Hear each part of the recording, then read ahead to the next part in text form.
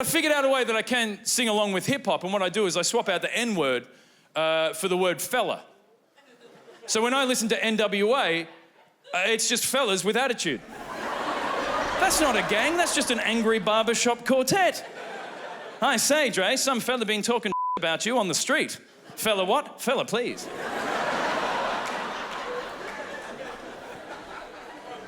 Well, what did that fella say? Well, that fella suggested that your girlfriend was a hoe, offering fellatio to any number of shady customers all over town. Fella what? Fella for real. And what else did he say? Well, that fella suggested that you were gay, that I was yo and that I spent most of my time up on yo D. Fella what? Fella, he crazy. Well, I say we pop over there and pop a cap in that mother fella's ass. Fella for real. I'm mixed, which is something I'm real self-conscious about. I would say obviously, because I look so much like the enemy. My mom is a redhead, and my dad's a black guy. So by now I'm used to, then why do you look like Ricky Ricardo? I get it. I'm like, all right, I'm more half Irish, half Tiger Woods. So when people ask, what am I? You know, the answer is upset. People are always going at me over my background. I'm used to that by now. This lady came up to me and word for word after a show said, if you're black, where's your black card?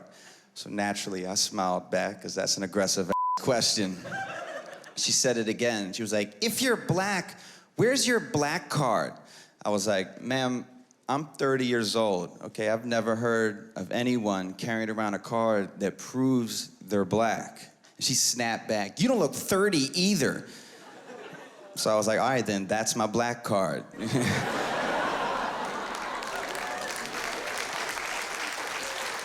What can I say, you know? We age well, you know? We. Absolutely. Never had a problem with the cops because of this thing right here. Like, I just don't look like I'm up to no good. I don't have the face for crime. I look like I run the DARE program at a local high school. If a cop stops me, it's to tell me to keep up the good work. My grandmother, she'll call me, because I live in New York, she'll call me concerned. Like, be safe, those cops are shooting unarmed black men. And I'm like, grandmother, relax, they haven't shot any unarmed black men with glasses yet. I am safe. I'm protected by some sort of angel with astigmatism.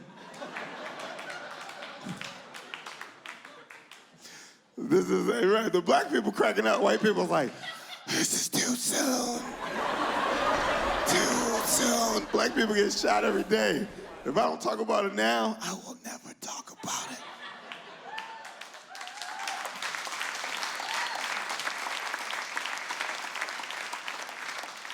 It's great to be here. It is great to be here, though. You know, another thing about take-out food I don't like in Australia, buzzer technology's taken over. You know, why not just get my name when I order my pizza and yell it out when it's ready?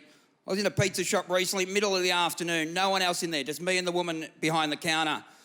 Ordered a small pizza, and she goes, and I went to walk away from the counter to wait for it to cook, and she said, you forgot your buzzer. I said, well, I'm not going anywhere. She said, you got to have your buzzer. I said, do I really? She said, yes, you do. So I came back to the counter, she gave me this very heavy buzzer.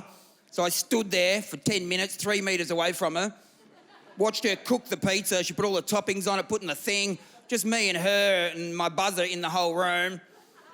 No one else came in, it was like we're on a date. Eventually it popped out the other side of the bloody pizza oven. She sliced it up, walked up to the counter. I'm 3 meters away from her. She didn't say anything to me, could have just handed it to me. By this time I had the buzzer in my pocket. I just feel buzz, buzz, buzz. I thought, I'm not acknowledging this. I'm just gonna let it buzz in my pocket. I could see her getting progressively angrier. I just went buzz, and she just kept going though. She wouldn't say anything. Went for about a minute. I nearly had an orgasm, to be honest. Eventually, she goes, your pizza's ready. I said, really? You sure it's mine? My grandmother died she was 93. It's over. It's over. When you hit 90 anything, it's over any day now. And the thing about it was, some of y'all look at me like, she was tired of being alive. She had an attitude the last time I saw her. I went to visit her. She was off that God still had her on this earth. I said, hey, Grandma, what you doing? Nothing. I'm not doing nothing. I'm just sitting here, David.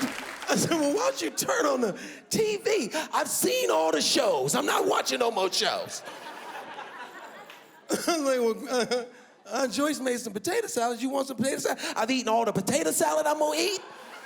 I've seen all the shows. I gotta get the out of here, David. Somebody said, oh, no, it's over. My Uncle Joe, he died, he was 106. Woo, that's what I said. Somebody was at the funeral crying.